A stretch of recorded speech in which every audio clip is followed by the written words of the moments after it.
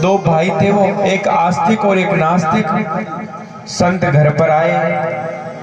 जैसे घर पे आए संत, तो संत के कहने से एक भाई तो भगवान का नाम लेता, खूब संत की सेवा की, और उस भाई ने, छोटे वाले ने कहा, ये बड़ा भाई है, कभी जीवन में भगवान का नाम नहीं लिया, आप ऐसी कृपा करिए कि एक बार इसके मुख से राम का नाम उच्चारण हो जाए, इतनी सी कृपा करिए आप। संत गए उसके कक्ष में।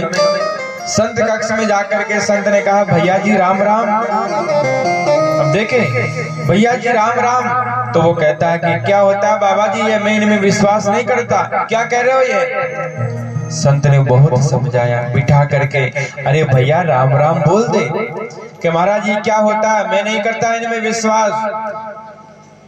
अब संत ने कहा कि हमारा भी दृढ़ निश्चय है, जब तक तू भगवान का नाम नहीं लेगा तब तक हम भी यहाँ से जाने वाले नहीं, तेरे यहीं पर डेरा डाल दिया। संत ने बहुत समझाया उसको। उसने कहा कि भला आदमी, तेरे को कोई नुकसान तो नहीं होगा ना, राम के नाम ले लेगा तो कोई नुकसान तो नहीं होगा। बोले नहीं होगा। तो एक बार ले ले। बोले क्यों लूं, कारण क्या है, क्या फल मिलेगा। कि वो तुम्हें बाद में बताऊंगा, तू एक बार बोल दे राम राम। तू नहीं बोलेगा तो हम भी यहाँ से नहीं जाने वाले, हम भी यहीं के बैठे हैं।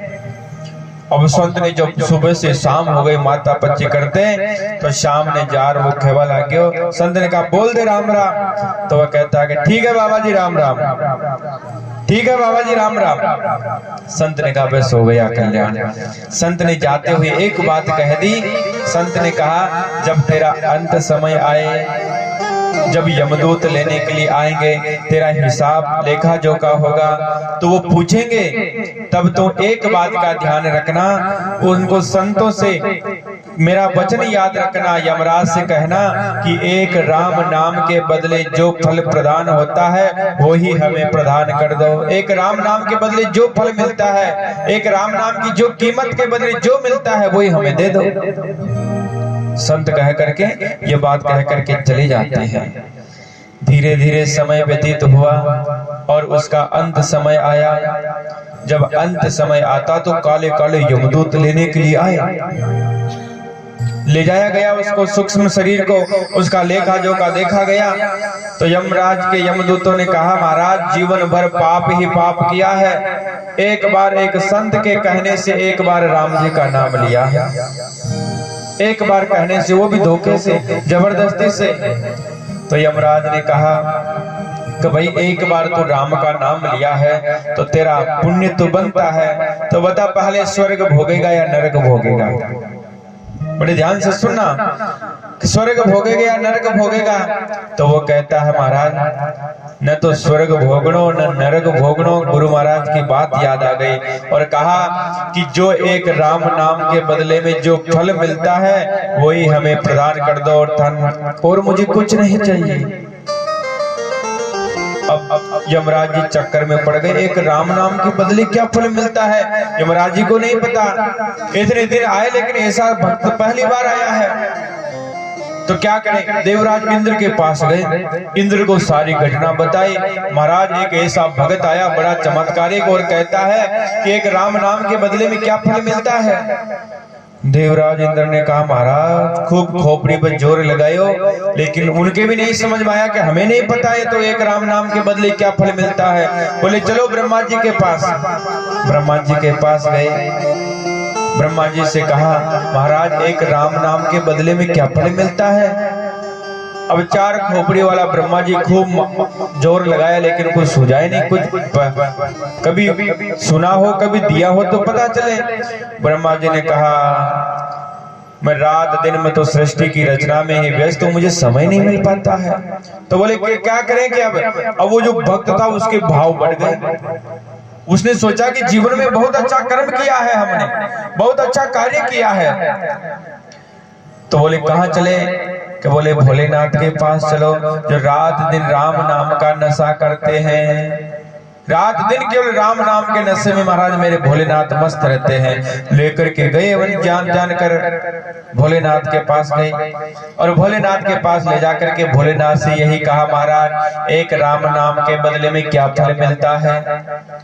भोलेनाथ भी चक्कर में पड़ गए। भोलेनाथ कहते हैं मैं रात दिन राम नाम का नशा जरूर करता हूँ, लेकिन ये नहीं पता कि एक राम नाम के बदले क्या फल मिलता है, ये नहीं पता। बोले महाराज क्या करें, अब तो जिसका नाम है, अब तो जिसका नाम है उसी के पास चले, जिसका नाम है। उस भक्त से कहा कि चल।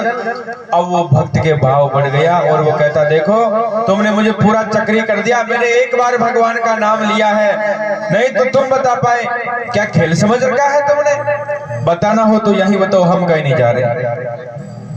अरे भैया वहां तक तो चलना ही पड़ेगा, हमें नहीं पता क्या कैसे भगवान का नाम के बदले क्या फल मिलता। तो वो क्या कहता है, देखो अगर आपको लेकर के चलना है तो एक काम करना पड़ेगा, हम ऐसे नहीं चलेंगे, हमने बहुत अच्छा कार्य किया है।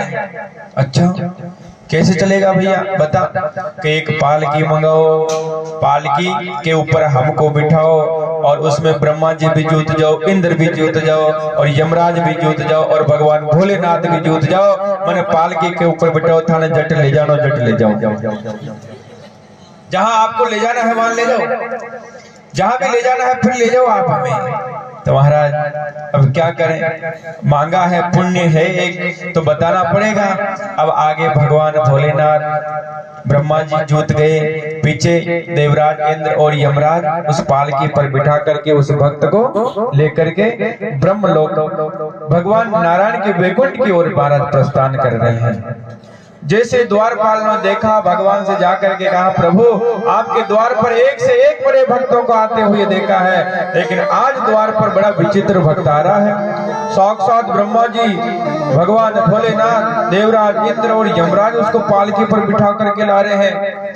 भगवान तो सब अंतर्यामी थे, सब जान रहे थे। और जैसे ही भगवान के सामने पालकी लेकर के गए, अभी भी महाराज ठाड़ से बेटा, ये नहीं कि वो उतर के भगवान को प्रणाम कर लेना ना, बेटा है उसने तो सोचा कि मैंने बहुत बड़ा काम किया है जीवन में, इतना बड़ा काम किया कि कोई किया ही नहीं। बेटा पालकी के ऊपर ब्रह्मा जी, भगवान भोलेनाथ, देवराज इंद्र, यमराज ने हाथ जोड़ करके कहा महाराज एक बार राम को नाम लियो संत के कहने से, और कह रहा कि एक राम नाम की क्या कीमत होती है, एक राम नाम के बदले में क्या फल प्राप्त होता है, राम नाम की कीमत क्या है बताइए आप प्रभु, आपका नाम है। भगवान ने मुस्कुराते हुए कहा, हंसते हुए धीरे से कहा, रे भगवान भोलेनाथ जितना आपका नाम है उससे भी आप भोले हो, ब्रह्मा जी भी तुम भोले हो। अरे एक राम नाम का नाम लेने से इतना फल मिल गया, इससे बड़ा क्या उदाहरण होगा। एक बार राम का नाम लिया संत के कहने से, उस पापी को, उस भक्त को एक बार राम नाम कहने से ब्रह्मा जी, देवराज इंद्र और भगवान भोलेनाथ स्वयं मेरे पास पालकी के ऊपर बिठा करके मेरे पास पहुंचा देते हैं। इससे बड़ा और क्या फल हो सकता है, इससे बड़ा और क्या फल हो सकता है, इससे बड़ा और क्या फल होगा कि भगवान भोलेनाथ उस भक्त को देवराज इंद्र और ब्रह्मा जी और यमराज उसको पालकी पर बिठा करके भगवान तक पहुंचा दे। इससे बड़ा और क्या फल हो सकता है राम का नाम लेने से। तो उसको महाराज कहा कि डाल दो अभी इसको नरक में, मिल गया फल। तो वो कहता है रुको रुको महाराज एक मिनट रुको, मुझे भी तो बोलने दो। आप ऑर्डर निकाल दो कि जो भगवान का दर्शन करेगा वो नरक में जाएगा, ऑर्डर निकाल दो, हम चल जाएंगे। क्या आपका जो अंतिम समय में आपका दर्शन कर लेता है क्या वो नरक में जाता है? भगवान ने कहा नहीं जाता है। तो फिर मैं कैसे जाऊंगा नरक में प्रभु, मैं कैसे जाऊंगा नरक में? तो महाराज उसका कल्याण हो जाता है, जन्मों जन्मों का पाप छूट जाता है और भगवान के चरणों में सदा के लिए लीन हो जाता है।